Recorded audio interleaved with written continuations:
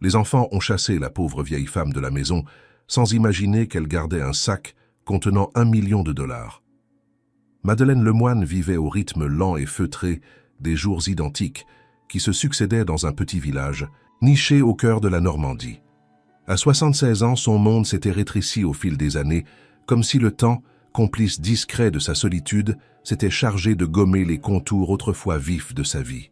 Depuis la mort de son mari, Henri, survenu 7 ans auparavant, elle avait quitté leur modeste pavillon pour venir s'installer dans la maison de ses 2 enfants, Hugo et Camille.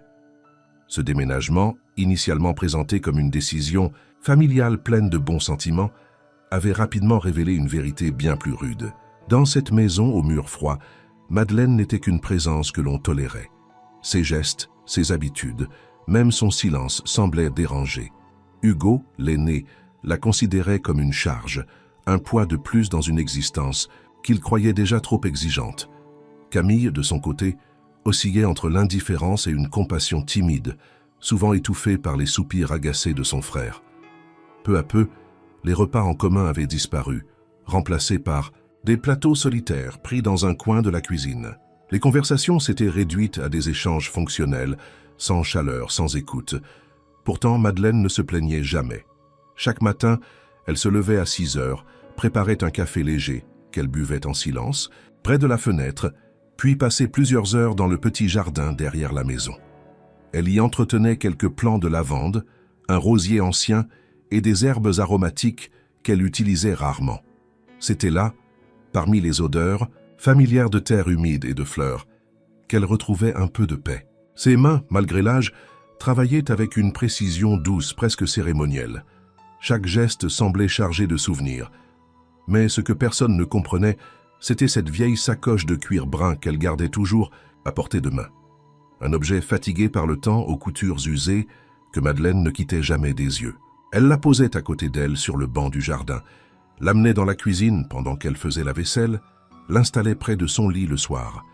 Même lors de ses rares sorties au village, pour acheter du pain ou se rendre chez le médecin, elle la serrait contre elle comme une promesse silencieuse. Hugo s'était moqué plusieurs fois, l'accusant de paranoïa. Camille, plus discrète, avait un jour tenté de lui demander ce qu'elle contenait. Madeleine avait répondu d'un sourire lointain et s'était levée sans rien dire. Ce silence, justement, devenait de plus en plus pesant pour ses enfants. Ils l'interprétaient comme une forme de passivité, voire de mépris. Ce qu'ils ne comprenaient pas, c'était que Madeleine ne se taisait pas par soumission mais par choix. Elle avait appris avec le temps que certaines douleurs ne peuvent être partagées, que certaines vérités perdent leur valeur une fois prononcées à haute voix. Alors elle observait, elle écoutait, elle se souvenait. Parfois, assise sur le vieux fauteuil de la véranda, elle caressait machinalement la poignée de la sacoche, les yeux perdus dans le vide. Elle revoyait Henri, sa voix grave, son rire franc, les longues promenades qu'il faisait sur la côte. Elle revivait les jours d'angoisse et d'attente après l'annonce de sa maladie, les démarches qu'il avait entreprises, presque en cachette avant de s'éteindre. C'était durant cette période qu'il lui avait confié la sacoche pour la première fois. Il avait insisté pour qu'elle la garde près d'elle, toujours, et elle avait obéi, sans jamais en questionner le contenu. Les jours passaient identiques et lourds. À la tombée de la nuit, les lumières de la maison s'éteignaient une à une.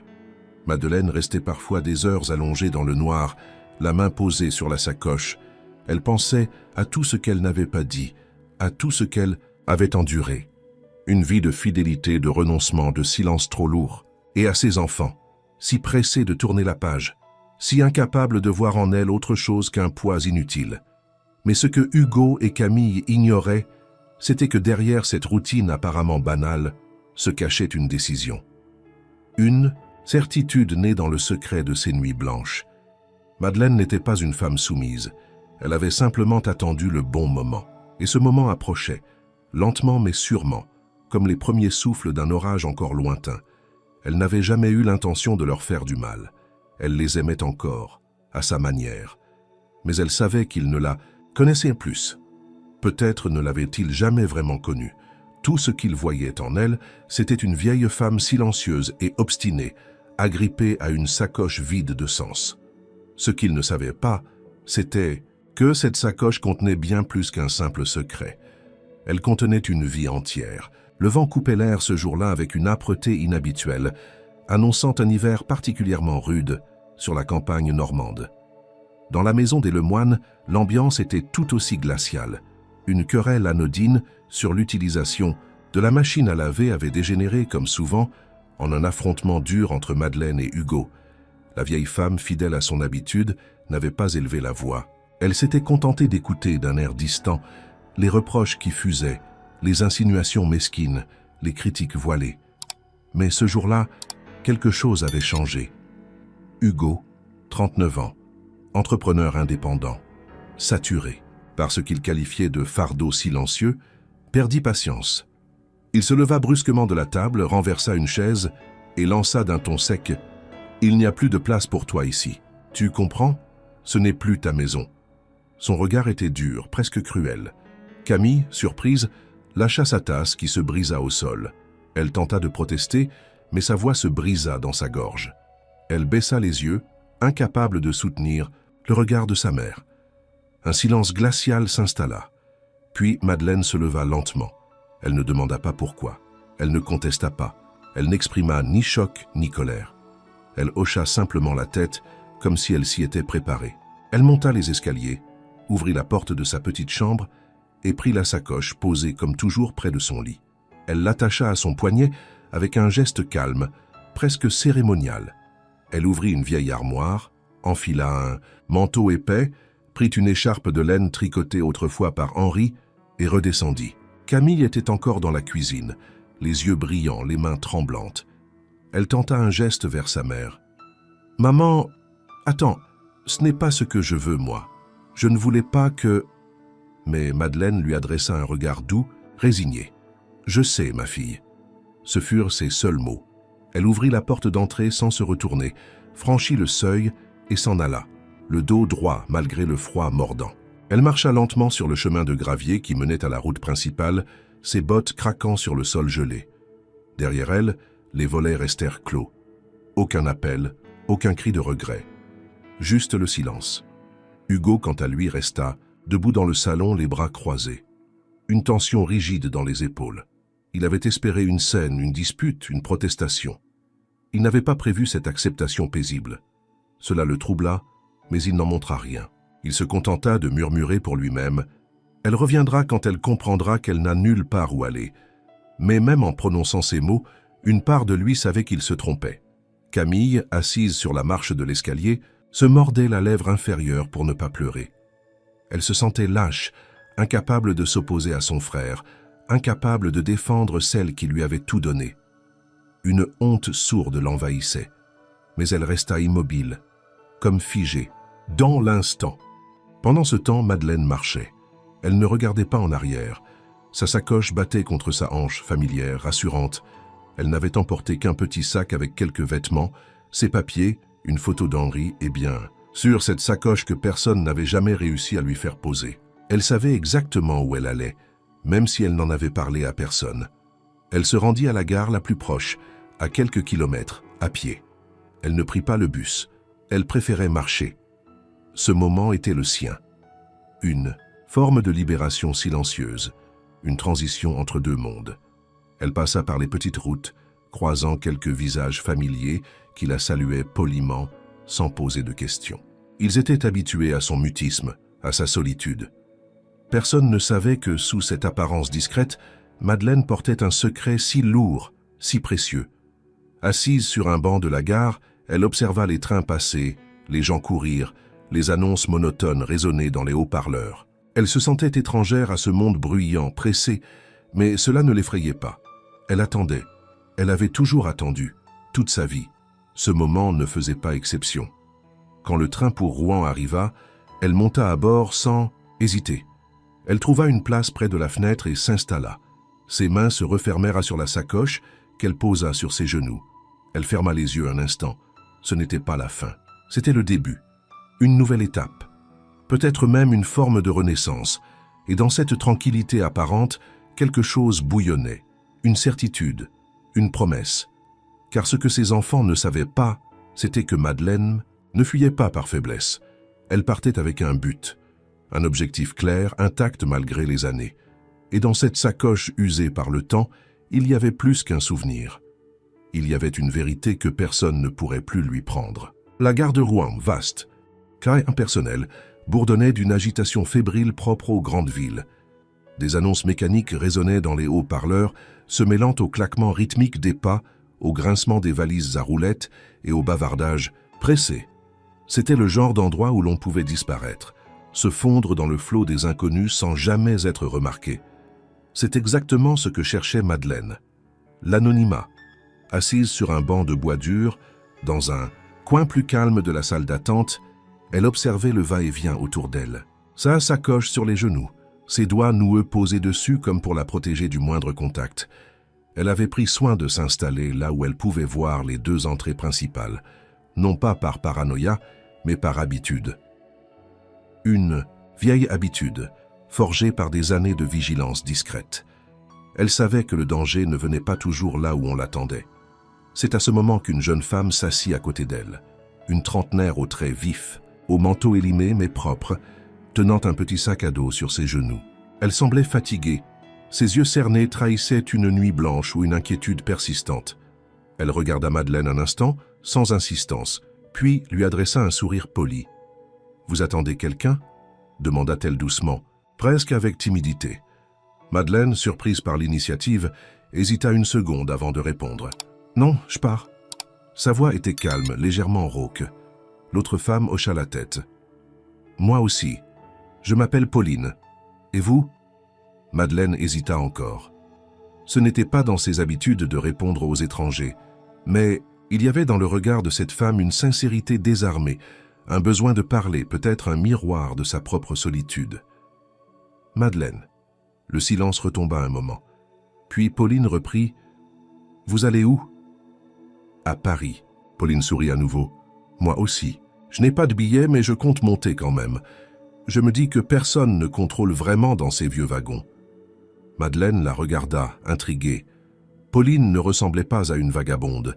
Elle avait l'air digne malgré la fatigue. Elle ajouta « J'ai un petit plan. Un ami tient un albergue dans le 19e arrondissement. C'est modeste, mais on peut y dormir au chaud. Vous avez un endroit où aller ?» Cette question, posée sans jugement, ébranla un instant Madeleine. Elle hésita. Avait-elle un endroit où aller? Non, pas vraiment. Elle avait quitté la maison de ses enfants sans aucun plan précis, portée par l'instinct et le besoin urgent de s'éloigner. La proposition de Pauline, aussi brusque fût-elle, lui semblait soudain comme un appel providentiel. « Non, je ne connais personne à Paris. Alors venez avec moi, c'est mieux que d'attendre seul dans une gare. » La décision fut prise sans bruit. Le train arriva sur le quai. Les deux femmes montèrent ensemble, trouvèrent une place en bout de wagon. Pauline s'installa près de la fenêtre, Madeleine du côté du couloir, toujours avec sa sacoche sur les genoux. Le voyage débuta dans un silence ponctué de bruits métalliques et d'annonces indistinctes. Pauline finit par s'assoupir. Mais Madeleine, elle, resta éveillée. Elle tenait la sacoche contre elle comme un rempart. À un moment, Pauline bougea dans son sommeil et effleura par mégarde la sacoche. Madeleine tressaillit, la repoussa doucement, sans agressivité, mais avec fermeté. Pauline se réveilla en sursaut. « Pardon. Je n'ai pas fait exprès. Ce n'est rien. » Mais dans les yeux de Pauline, une étincelle venait de s'allumer, une curiosité discrète, un soupçon d'interrogation. Pourquoi cette vieille dame tenait-elle autant à ce vieux sac? Quelle histoire y était? Attachée? Ce n'était pas de la convoitise, pas encore. C'était juste une question qui s'insinuait, s'installait. Arrivées à Paris, elles sortirent ensemble de la gare, leurs pas hésitants dans l'agitation urbaine. Pauline guida Madeleine à travers les rues jusqu'à un petit bâtiment grisâtre coincé entre une boulangerie et un magasin de téléphone. L'albergue portait un nom effacé sur la plaque et l'intérieur sentait le désinfectant bon marché et l'humidité. Mais il y avait des lits, des douches et surtout du silence. Pauline régla la chambre pour 2 nuits. Madeleine accepta, sans discuter. Elles montèrent au 3e étage, entrèrent dans une pièce exiguë avec 2 lits, une petite table, un miroir fendu. Madeleine déposa son petit sac au pied du lit, mais garda la sacoche contre elle. « Vous pouvez la poser, vous savez, » tenta Pauline. Madeleine répondit sans détour, « Je ne m'en sépare jamais. » Pauline n'insista pas. Elle s'allongea, les bras croisés derrière la tête, et ferma les yeux. Mais une idée persistante l'habitait. Cette vieille femme, perdue mais digne, traînait un mystère bien plus lourd que son âge. Et Pauline, sans le savoir encore, venait de mettre un pied dans une histoire qui allait bouleverser leurs deux vies. La nuit tomba rapidement sur Paris, comme si la ville elle-même avait hâte d'effacer les contours trop nets du jour. Dans la petite chambre du 3e étage, les bruits de la rue parvenaient étouffés par les murs épais. Pauline s'était endormie, enfin libérée par l'épuisement, son souffle régulier trahissant un repos sans rêve. Madeleine, quant à elle, restait assise sur le lit, droite, les mains croisées sur la sacoche posée à côté d'elle. Sa silhouette, figée dans la pénombre, semblait appartenir à une époque révolue. La pièce, bien que modeste, était propre. Une lampe à abat-jour diffusait une lumière jaune et vacillante qui projetait des ombres tremblantes sur les murs. Le chauffage central grésillait par moments, luttant faiblement contre le froid humide qui s'infiltrait par les fenêtres mal isolées. Malgré tout, l'endroit avait quelque chose d'apaisant, un semblant d'abri dans un monde indifférent. Vers minuit, Madeleine se coucha enfin, mais son sommeil ne vint pas. Elle s'endormait rarement d'un seul trait. Depuis la mort d'Henri, ses nuits étaient découpées, hachées par des réveils fréquents, des souvenirs envahissants, des inquiétudes silencieuses. Cette nuit-là ne fit pas exception. À peine assoupie, elle ouvrit les yeux brusquement, tendant la main vers la sacoche. Elle vérifia sa présence, son poids, la boucle fermée, puis se rassit sur le lit, les jambes croisées, le regard dans le vide. Pauline, éveillée à moitié par le mouvement, ouvrit un œil. « Vous n'arrivez pas à dormir ?» Madeleine ne répondit pas immédiatement. Elle caressa la sacoche comme pour apaiser une bête vivante. « Non !» Pauline se redressa légèrement, appuyée sur un coude. « Vous avez peur qu'on vous la vole ?» Un silence. Puis Madeleine murmura « J'ai peur d'oublier pourquoi je la garde. » Pauline, intriguée, se tut. Elle comprenait qu'il ne fallait pas poser trop de questions. Pas encore. Elle se recoucha, mais son esprit restait éveillé. Elle observait la vieille femme à la dérobée, fascinée par cette détermination tranquille. Il y avait dans cette attitude quelque chose d'inflexible, de presque militaire, comme si Madeleine protégeait un trésor ou une mémoire trop précieuse pour être partagée. Le lendemain matin, Pauline se leva avant Madeleine. Elle descendit, cherchait un café au distributeur du hall, remonta 2 gobelets fumants. Madeleine était réveillée, assise, la sacoche toujours à ses côtés. « Tenez » dit Pauline en lui tendant le café. Madeleine accepta d'un signe de tête. Elle burst en silence, écoutant les bruits étouffés de l'auberge qui s'éveillait lentement. Après le petit déjeuner, Pauline proposa de laver quelques affaires. Elle désigna le petit tas de vêtements de Madeleine. « Je peux m'en occuper si vous voulez. Il y a une machine au sous-sol. » Madeleine hésita. Puis, à la surprise de Pauline, elle accepta. Elle lui tendit quelques pièces de linge soigneusement pliées.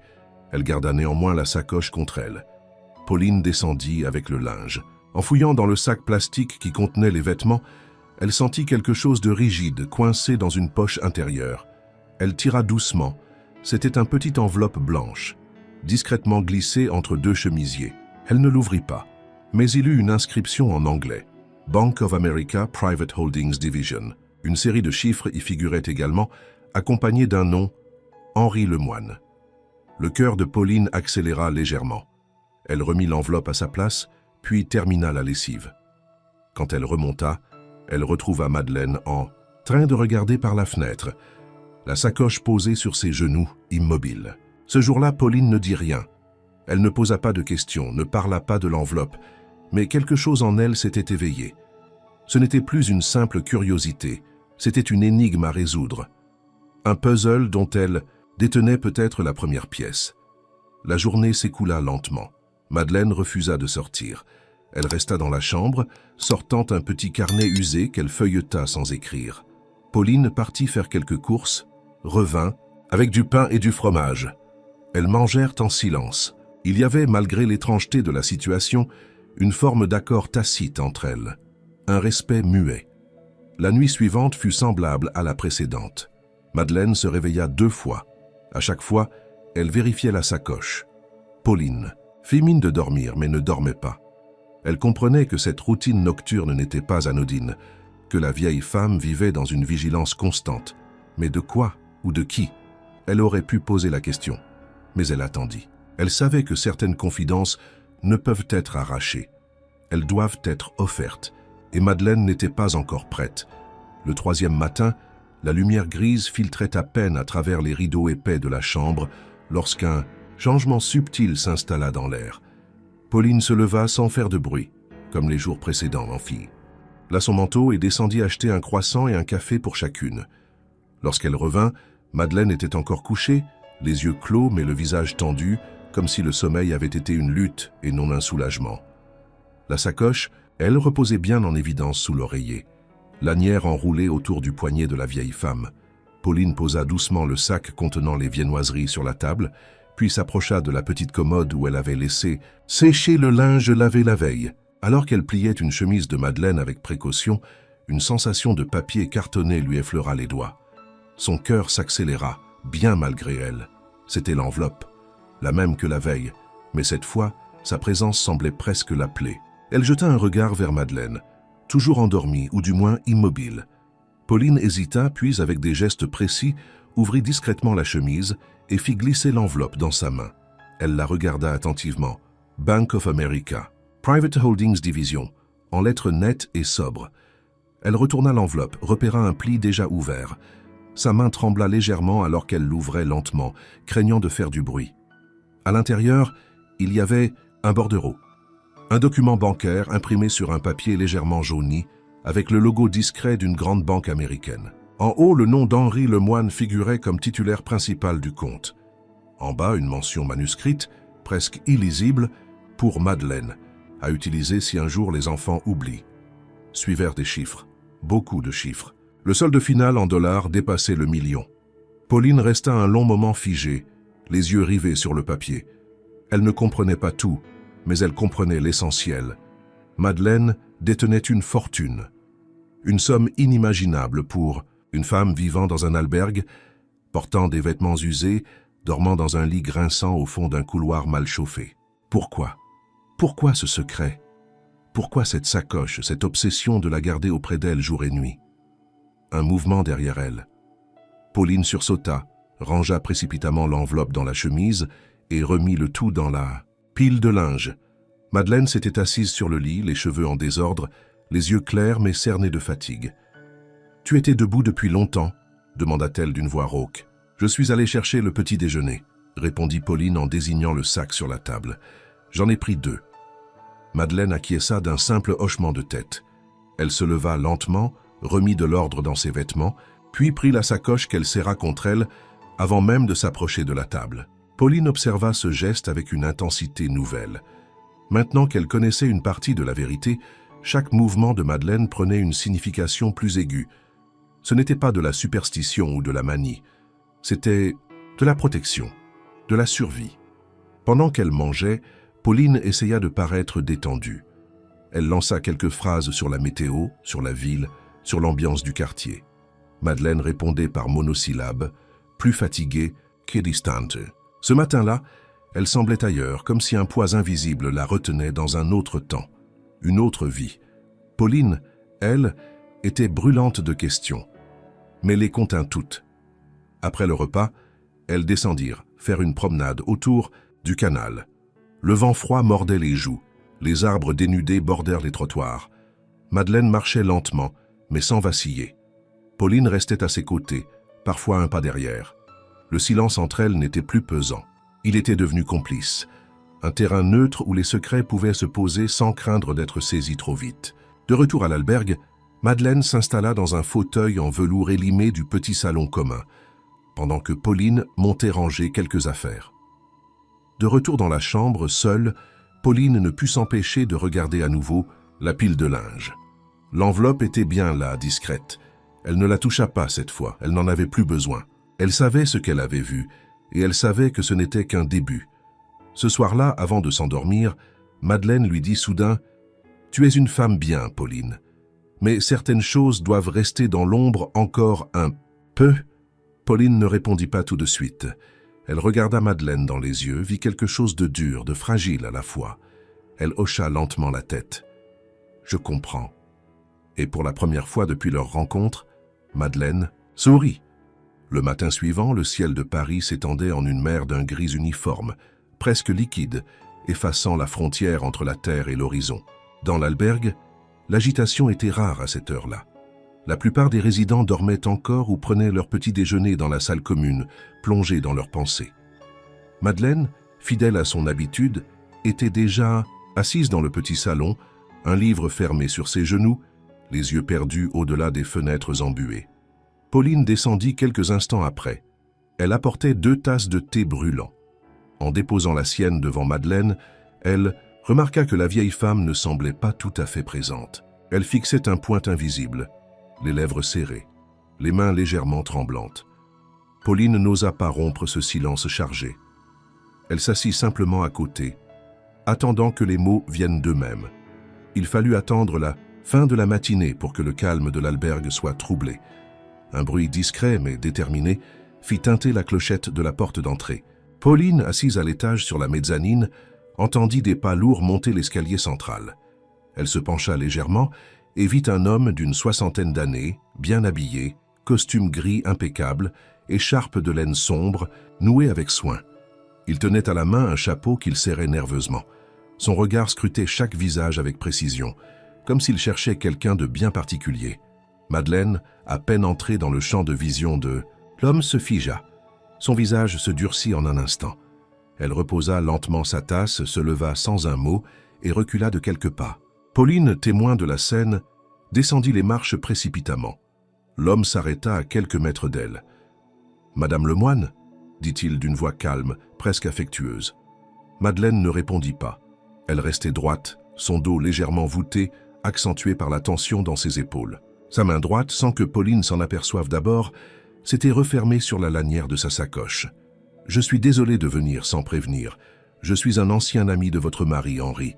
Nous étions associés, il y a longtemps, aux États-Unis. Je dois vous parler. Il y a des choses importantes que vous devez savoir. » La voix était douce, presque rassurante, mais le visage de Madeleine restait fermé. Elle secoua lentement la tête. « Je n'ai rien à dire, et rien à entendre. » L'homme recula d'un pas, surpris par la sécheresse de la réponse. « S'il vous plaît, juste quelques minutes. Je ne suis pas ici pour prendre quoi que ce soit. Je veux seulement... » Madeleine leva la main. Son geste était lent mais ferme. « Je vous ai dit non. » Pauline, troublée, regardait tour à tour l'homme et Madeleine. Elle sentit le frisson de quelque chose de grave passer entre eux. Ce n'était pas un simple visiteur. Il savait, ou du moins il croyait savoir. L'homme soupira, remit son chapeau. « Je reviendrai si vous changez d'avis. Je suis à l'hôtel de la gare. » Il tourna les talons et descendit sans un mot de plus. Dès que la porte se referma, Madeleine s'assit lourdement sur le fauteuil. Son visage avait perdu un peu de sa couleur. Pauline s'approcha. Qui était-ce vraiment? Un long silence s'installa. Puis Madeleine répondit, la voix basse presque murmurante, « Quelqu'un qui n'aurait jamais dû me retrouver. » Pauline s'assit en face d'elle. Elle attendit. Madeleine ne dit rien de plus. Elle ferma les yeux, posa la sacoche contre son flanc et resta ainsi de longues minutes, respirant lentement comme pour chasser les souvenirs que cette visite avait réveillés. Mais Pauline vit. Elle vit la peur cachée dans le regard de Madeleine, la crispation de ses doigts, le tremblement léger dans sa mâchoire. Cette rencontre n'était pas anodine. Cet homme ne cherchait pas simplement à faire la paix avec le passé. Il cherchait quelque chose. Peut-être la sacoche, peut-être ce qu'elle contenait. Et Pauline, sans l'avouer encore à voix haute, comprit que leur séjour dans l'albergue touchait à sa fin. Qu'un autre chapitre allait commencer, plus dangereux, plus incertain. Ce soir-là, Madeleine verrouilla la porte de la chambre avec soin. Elle plaça une chaise contre la poignée et garda la sacoche sous la couverture, contre son ventre. Pauline ne dit rien, mais dans son sac à dos, elle glissa discrètement un petit couteau de cuisine, au cas où. Le passé de Madeleine venait de les rattraper. Les jours suivants passèrent comme un brouillard lent, opaque, dans lequel Madeleine et Pauline évoluaient sans repère clair. Depuis la visite de l'homme en costume, la vieille femme se montrait plus silencieuse encore, si c'était possible. Elle passait de longues heures assise dans le salon de l'auberge, parfois à écrire dans un petit carnet, souvent à ne rien faire du tout, le regard vide, perdu dans des pensées que Pauline n'osait plus interrompre. Elle mangeait peu, dormait mal, et conservait la sacoche contre elle avec une vigilance presque animale. Pauline observait. Elle ne posait plus de questions. Elle n'ouvrait plus les vêtements de Madeleine. Elle attendait, convaincue que le moment viendrait, qu'il fallait simplement rester là, prête. Elle savait désormais qu'elle n'était plus seulement une témoin, qu'elle était devenue, qu'elle le veuille ou non, une actrice dans cette histoire. Le 4e soir après la visite, alors que la pluie tambourinait violemment contre les vitres de la chambre, Madeleine parla. C'était après le dîner, alors qu'elle buvait un thé tiède dans un silence partagé. Elle tenait sa sacoche sur les genoux, les doigts posés sur le cuir comme toujours. Henri et moi, nous n'avons jamais été riches, mais il avait un frère aux États-Unis, un homme dur, ambitieux, qui a fait fortune dans l'immobilier. Pendant des années, ils ne se sont pas parlé. Puis, peu avant sa mort, ce frère est mort soudainement. Henri a hérité d'un terrain à Miami, il a tout vendu. Sa voix était lente, hésitante. Pauline ne bougeait pas, elle écoutait. Et avec l'argent de la vente, Henri a ouvert un compte à son nom, mais il m'a tout transféré avant de mourir. Il n'a rien dit aux enfants. Il m'a fait promettre de ne jamais leur parler de cet argent. Il disait qu'ils n'étaient pas prêts, qu'ils ne comprendraient pas. Elle s'interrompit, but une gorgée de thé, puis reprit. Il m'a dit, si un jour il te tourne le dos, cet argent te servira. Pas pour vivre dans le luxe, mais pour rester libre, pour rester debout. Pauline sentit une chaleur étrange l'envahir. Ce n'était pas la surprise, c'était la compréhension. Tout prenait sens. La sacoche, la peur, la méfiance. Cet argent n'était pas une fortune à dépenser, c'était un rempart. Une barrière entre Madeleine et l'indifférence du monde. « Et maintenant ?»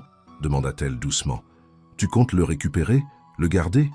Madeleine secoua la tête. « Je ne veux pas de cet argent pour moi, mais je ne laisserai personne me le prendre. » Elle posa une main sur la sacoche, la caressa doucement. « C'est pour quelque chose de plus grand, je ne sais pas encore quoi, mais je trouverai. » Pauline ne répondit pas.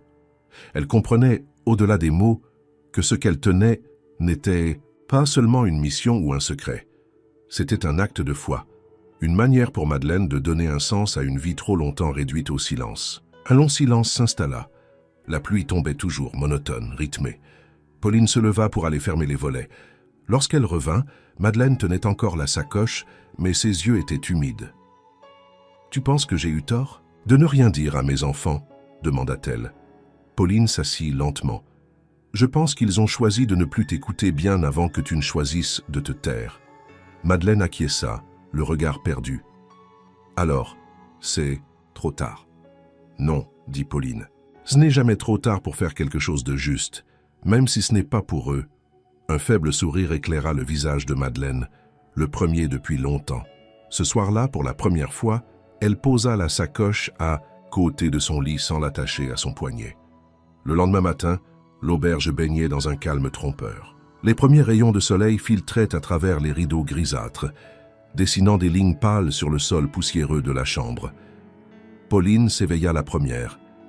Elle s'étira lentement, profitant d'un rare instant de tranquillité. Puis, comme chaque matin depuis leur arrivée, son regard se tourna naturellement vers le lit voisin. Mais cette fois, quelque chose n'allait pas. Le lit de Madeleine était vide. Les draps soigneusement rabattus. Pas de signe de la vieille femme, et surtout la sacoche avait disparu. Pauline se redressa d'un bond. Elle vérifia sous les lits, ouvrit précipitamment l'armoire, fouilla entre les couvertures, dans les valises. Rien. Aucune trace du sac, ni de Madeleine. Un vide brutal remplaçait la présence constante, presque pesante, de cette femme et de son précieux fardeau. Elle descendit 4 à 4 les marches de l'escalier, traversa le couloir jusqu'à la réception. « Vous avez vu Madeleine, la dame âgée avec moi ?» demanda-t-elle au jeune homme à l'accueil. Il haussa les épaules. « Je l'ai vue sortir très tôt, vers 6 heures. Elle avait l'air pressée. » Pauline sentit une sueur froide lui couler dans le dos. Elle courut dehors, regarda à gauche, à droite. Aucune silhouette familière dans la rue. Le marché s'installait lentement. Les passants vaquaient à leurs affaires, insensibles à la panique montante qui battait dans la poitrine de Pauline. Elle revint à l'auberge, monta dans la chambre et s'assit sur le lit, tentant de réfléchir. Puis elle se leva d'un bond. Une idée venait de la traverser. Elle ouvrit son sac à dos, en sortit l'enveloppe bancaire qu'elle avait soigneusement dissimulée 2 jours plus tôt dans une chemise. Elle était toujours là. Cela signifiait que Madeleine était partie sans elle. Volontairement, ou avait-elle été forcée, enlevée? Mais si elle avait été enlevée, Pourquoi la sacoche ne s'était-elle pas retrouvée au sol ou laissée ouverte? Non, il n'y avait pas de lutte, pas de désordre. Tout indiquait un départ volontaire. Pauline descendit de nouveau et interrogea quelques résidents. L'un d'eux, un jeune homme aux cheveux frisés, admit avoir entendu la porte se refermer, doucement au petit matin. Elle semblait pas paniquer, juste concentrée, dit-il. Elle portait sa sacoche comme toujours. Pauline retourna dans la chambre et s'effondra sur une chaise. Un sentiment d'abandon l'envahissait. Mais rapidement, ce fut une autre émotion qui prit le dessus. La colère. Pas contre Madeleine, contre elle-même. Elle avait laissé la vieille femme seule, vulnérable, dans un environnement qu'elle ne maîtrisait pas. Elle se releva et fouilla à nouveau. Rien. Pas un mot. Pas un indice. Mais au moment de sortir, elle croisa le regard du gérant de l'auberge, un homme bourru mais attentif qui l'interpella. « Vous cherchez votre ami ?» Il y a quelque chose d'étrange. Il sortit un petit carnet de registre. Cette nuit, un garçon de 16 ou 17 ans avec un sac à dos a dormi dans la chambre d'à côté. Il est parti très tôt aussi. Pauline sentit une alarme intérieure se déclencher. « Vous avez son nom ?» Faux, probablement, mais elle a payé en liquide. Regardez. Il lui montra une page du registre. Pauline lut le nom. Luc Martin.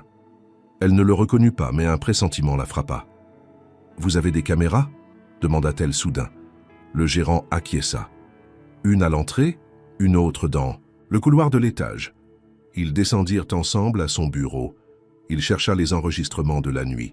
Sur l'écran, ils virent d'abord Madeleine sortir, seule, le visage fermé. Puis, quelques minutes plus tard, le jeune homme en question sortit à son tour, la sacoche à la main. Il ne courait pas. Il marchait avec calme, presque sûr de lui. Pauline se pencha vers l'écran. Elle sentit la fureur monter. Il la suivit. Il savait ce qu'il faisait. Le gérant hocha la tête. « Ah, ce n'est pas un voleur de hasard. » Pauline sortit de la pièce comme une flèche. Elle se rua dans la rue, chercha à droite et à gauche, mais le garçon avait disparu depuis des heures. Elle savait que courir ne servirait à rien. Ce n'était plus une perte, c'était une traque. Elle remonta, prit ses affaires et sortit de l'auberge avec détermination. Madeleine était quelque part, en danger peut-être, et cette sacoche, désormais entre les mains de quelqu'un d'autre, pouvait bouleverser bien plus que 2 vies. Pauline jura, pour la première fois depuis des années, qu'elle irait jusqu'au bout, qu'elle retrouverait Madeleine, et qu'elle découvrirait qui avait envoyé ce garçon. Pauline regagna précipitamment la petite salle de surveillance de l'auberge, les images encore figées sur l'écran. Le cliquetis des touches sous ses doigts trahissait sa nervosité contenue. Elle ajusta la timeline sur les vidéos pour recompresser la séquence de minuit à 6 heures du matin, cherchant la moindre faille dans l'ombre mouvante du couloir. L'ambiance y était silencieuse, seulement perturbée par le grésillement occasionnel, jusqu'à ce qu'un mouvement capte son attention. Le garçon, silhouette longiligne, sortant de la chambre voisine à 5h47, sacoche fermement tenue. Sur l'image suivante, il se dirige calmement vers l'escalier et descend. Son visage restait à peine visible sous une capuche, mais son port laissait deviner la confiance d'un professionnel. Il ne jeta pas un coup d'œil autour de lui, comme s'il savait exactement où aller. Sur le palier, il croisa une autre résidente, tête basse, qui ne l'interpella pas. Un signe. Elle inspirait le respect ou la crainte. Pauline fit une pause. « Arrête ici », murmura-t-elle au gérant. Elle revint à l'écran d'entrée. À 6 heures pile, un homme l'attendait dehors, adossé au mur. Il échangea un court contact avec le jeune voleur, sans se toucher, un bref instant suffisant. Il remit quelque chose, probablement de l'argent. Le garçon hocha la tête comme pour confirmer. Puis il disparut dans la rue, sans hâte. L'homme resta immobile encore un moment, puis entra à son tour dans l'auberge, mais s'arrêta, dans l'ombre du vestibule, et repassa le regard sur l'escalier. Pauline sentit son sang se glacer. Celui-là, elle l'avait déjà vu. L'habit de ville, la posture, la démarche, l'image fugace tirée des souvenirs avait déjà croisé ses prunelles dans la chambre. Son nom la torture. Hugo, le fils aîné de Madeleine. Mais ce n'était pas encore sûr. L'homme avait tourné le visage à l'écart, juste un instant. Pourtant, son costume gris, sa cravate sombre penchée sur le col, tout évoquait la famille Lemoine. Elle empêcha son cœur de défaillir et demanda au gérant « Vous pouvez agrandir ce passage ?» Il hocha lentement la tête, et ensemble, ils zoomèrent, améliorant la résolution. Les traits de l'homme devinrent plus nets. La mâchoire carrée, courte barbe de 3 jours, les sourcils épais. Lourdement, Pauline tourna la tête vers la photo d'archives d'Henri qui pendait dans le couloir. Un homme au même, très carré, portant une barbe similaire. Elle se redressa. Son esprit chuchotait « C'est lui ». Elle laissa échapper un souffle profond, puis réunit son courage. Il l'a envoyé. Je suis certaine maintenant. Le gérant ouvrit un tiroir et posa sur la table un bloc feutre. Vous voulez noter ce qui se passe? Pauline prit la page. Elle inscrivit à toute allure horaire, silhouette, correspondance. Elle recula, posa le crayon et murmura « Dois-je contacter la police ?» Le vieil homme hésita, puis répondit gravement « Si vous avez ce qu'il faut pour prouver que cet homme était ici, oui, il vous faudra les images originales et agir vite. » Pauline acquiesça. Elle regarda l'écran une dernière fois. La silhouette sombre, le regard détourné. Elle sentit le poids du choix. Elle décida au fond que le monde devait savoir, que Madeleine ne serait pas seule, et que ce secret familial n'irait pas céder devant l'indifférence ou la cupidité. Elle remit son sac à dos sur l'épaule, emporta la copie de la vidéo sur clé USB, ainsi que l'enveloppe contenant les preuves financières. Elle sortit, au pas de course, sans un regard pour le gérant. La pluie avait repris, fine, mordante, et son pas résonna sur les pavés. Mais elle ne ralentit pas. Elle pressait le rythme, portait l'ombre de la vérité comme une bannière. Elle devait retrouver Madeleine, elle devait la protéger, et surtout elle devait faire éclater la vérité. La banlieue parisienne vers laquelle Pauline se dirigeait semblait à la fois familière et étrangère, un entre-deux où la ville se diluait dans des rangées d'immeubles grisâtres, des terrains vagues, des murs tagués et des coins oubliés par les regards pressés. Elle avait obtenu l'adresse d'un squat improvisé dans un ancien entrepôt désaffecté grâce à l'un des jeunes de l'auberge qui connaissait vaguement le garçon, vu sur les caméras. Un prénom circulait, Yanis, adolescent sans repère, parfois chargé de petites missions discrètes pour des adultes qu'il n'interrogeait jamais. Il était un peu plus de 3 heures de l'après-midi lorsque Pauline atteignit l'endroit. Le ciel était bas, lourd, comme s'il pesait sur les toits de tôle rouillée. Devant la grille entr'ouverte de l'entrepôt, une vieille trottinette cassée traînait sur le sol. Elle s'avança prudemment, le souffle court, le cœur battant. À l'intérieur, le silence régnait, ponctué seulement par des murmures et le grésillement d'un petit haut-parleur crachant une musique électronique étouffée. Elle s'approcha d'un groupe de jeunes assis sur des coussins sales autour d'un vieux baril métallique. À sa vue, 2 d'entre eux se levèrent, méfiants. « Je cherche Yanis. » L'un d'eux, grand, mince, au regard soupçonneux, s'approcha. « T'es qui, toi ?»« Une amie de la dame que ton pote a suivie ce matin. Elle a disparu. Et il avait sa sacoche. » Un silence brusque s'abattit sur le groupe. Tous se regardèrent. Le garçon désigna un escalier en colimaçon au fond. 2e étage. Pauline gravit les marches branlantes, sa main serrée autour de la clé USB dans sa poche, comme si elle pouvait lui donner du courage. Arrivée en haut, elle trouva Yanis assis par terre, adossé à une fenêtre brisée, la sacoche de Madeleine posée entre ses jambes. Il sursauta en la voyant, se leva d'un bond, mais Pauline leva les mains, calmement. « Je ne suis pas là. Pour te dénoncer, je veux comprendre. » Yanis hésita, puis s'assit à nouveau, le regard fuyant. « J'ai pas volé, ok? C'était un contrat. On m'a dit de suivre la vieille, de récupérer son sac, pas de la toucher, juste ça. Qui t'a dit ça? » Il se frotta les mains, visiblement tendues. Un mec bien habillé, 30, 40 ans. Il m'a filé 500 balles. Il m'a montré la photo de la dame, m'a dit qu'elle avait pris un truc qui lui appartenait. Pauline sortit son téléphone, lui montra une photo de Hugo qu'elle avait trouvée sur les réseaux sociaux. Yanis pâlit. C'est lui. Un mélange de rage et de tristesse traversa Pauline.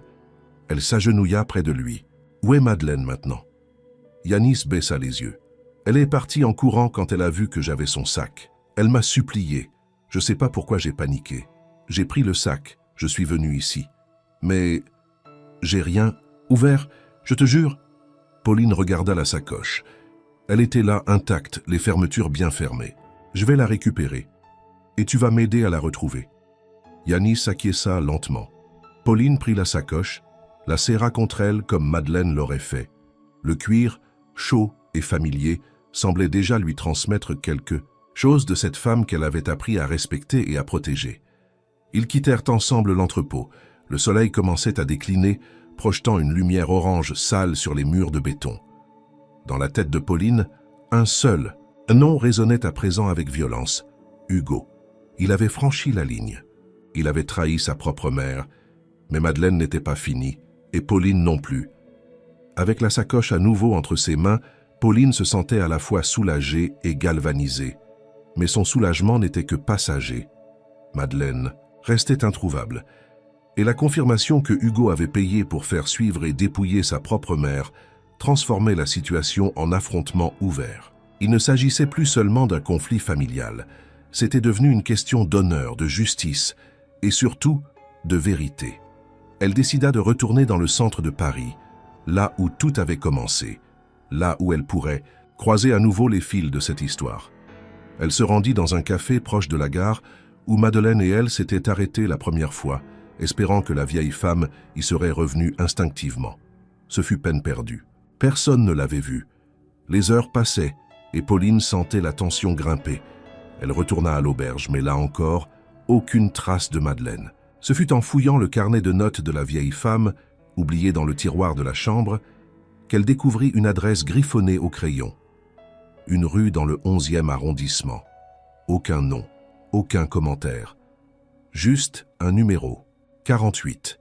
Sans réfléchir, elle se précipita.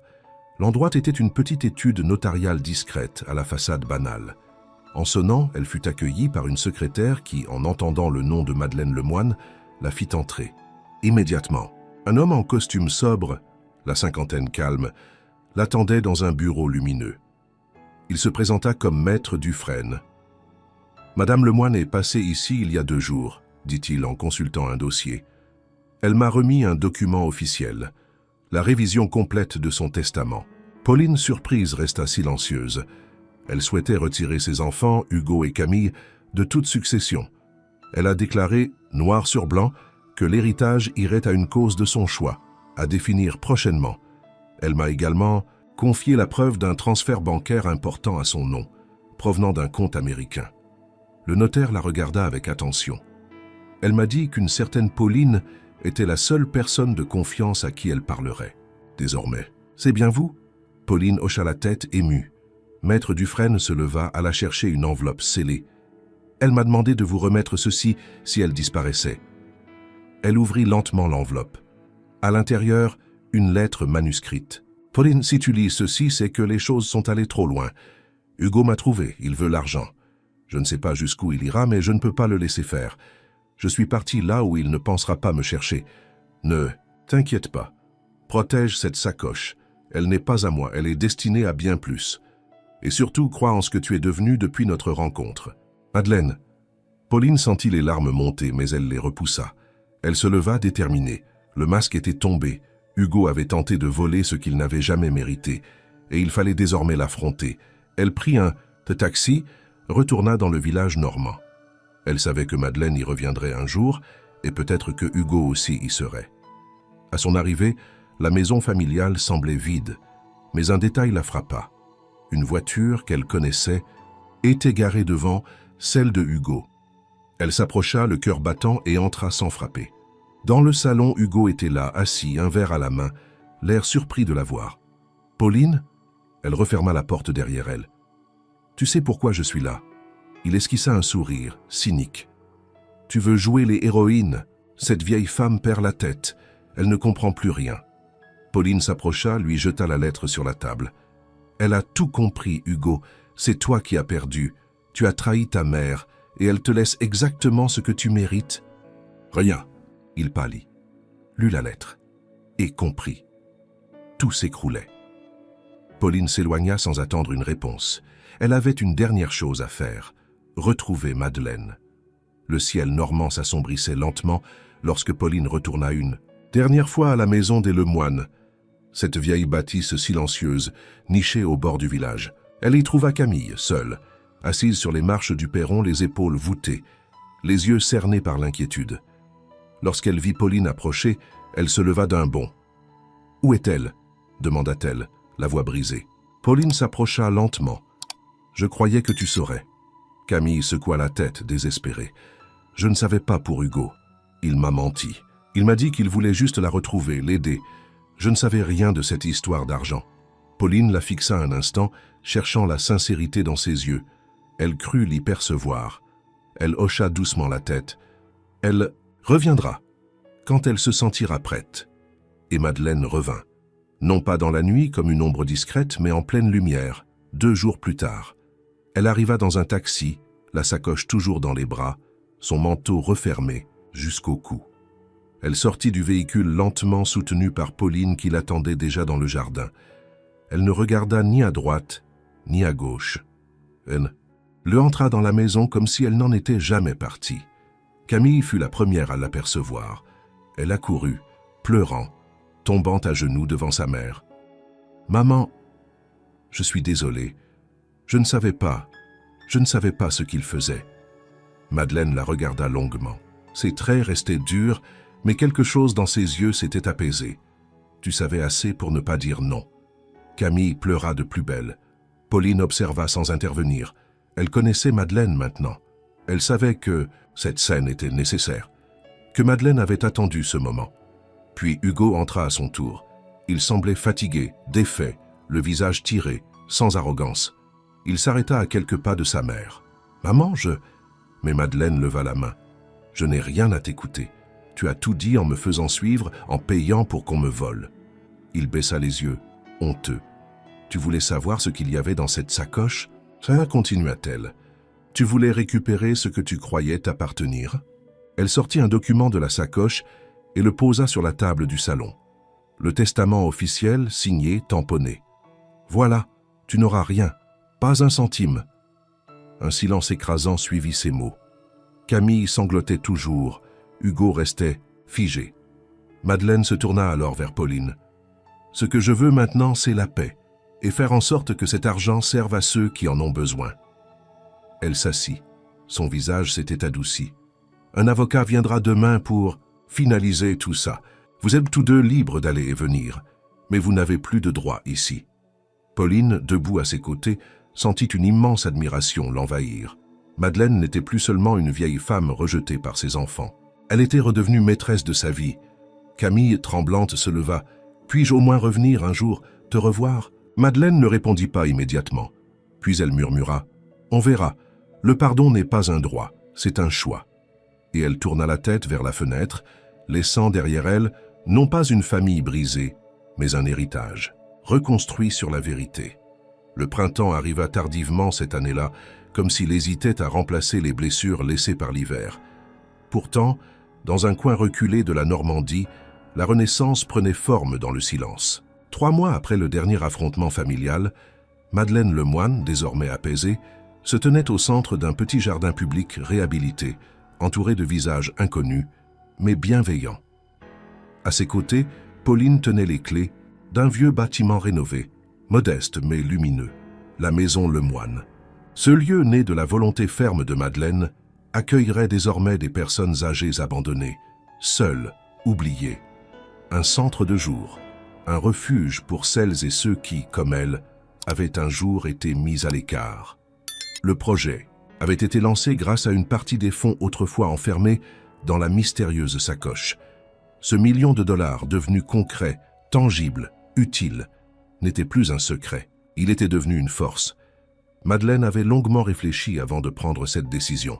L'argent n'avait jamais été une fin en soi. C'était une promesse faite à Henri et désormais tenue. Faire de leur histoire quelque chose de plus grand qu'eux deux. Chaque pièce du centre portait une trace d'eux. Une photo dans le hall, une rose du jardin d'Henri replantée dans la cour intérieure, une étagère remplie de ses vieux livres. Pauline, devenue gestionnaire du centre, était toujours à ses côtés. Leur complicité, née dans les épreuves, s'était transformée en amitié profonde. Elle avait refusé tout salaire au départ, ne voulant pas être payée pour faire ce qui est juste, mais Madeleine avait insisté. Ce n'est pas un salaire, c'est une reconnaissance. La sacoche, quant à elle, reposait désormais dans une vitrine au cœur de la bibliothèque du centre. Une plaque y avait été apposée. Elle contenait bien plus que de l'argent. Elle portait le poids d'une vie. Les visiteurs posaient souvent des questions à son sujet. Pauline parfois racontait l'histoire. D'autres fois, elle laissait le silence parler à sa place. Hugo et Camille n'avaient plus reparu. Madeleine avait reçu 2 lettres. Celle de Camille était longue, remplie de regrets, de promesses, de changements. Celle de Hugo, plus courte, reconnaissait sa faute, sans chercher à se justifier. Madeleine n'avait répondu à aucune des 2. Elle n'en éprouvait ni rancune ni soulagement. Juste une certitude. Sa paix n'était plus entre leurs mains. Le village, de son côté, redécouvrait cette vieille femme qu'il n'avait jamais vraiment connue. On venait lui parler, lui demander conseil, l'inviter à des événements. Elle refusait poliment la plupart des sollicitations, préférant le calme de son jardin et les après-midi passés à lire avec les résidents du centre. Un jour, un enfant d'une école voisine venu visiter la maison Lemoine lui demanda « Pourquoi vous avez fait tout ça ?» Madeleine le regarda, sourit, puis répondit simplement « Parce que j'en avais les moyens et qu'il n'y a pas d'âge pour commencer à faire le bien. » L'enfant hocha la tête avec gravité, comme s'il venait de recevoir un secret précieux. Ainsi, Madeleine Lemoine, que ses propres enfants avaient cru fragile et inutile, avait écrit seul le dernier chapitre de sa vie. Et ce chapitre n'était pas un adieu, mais un commencement. Car la force ne réside pas dans ce que l'on possède, mais dans ce que l'on choisit de faire avec ce que la vie nous confie.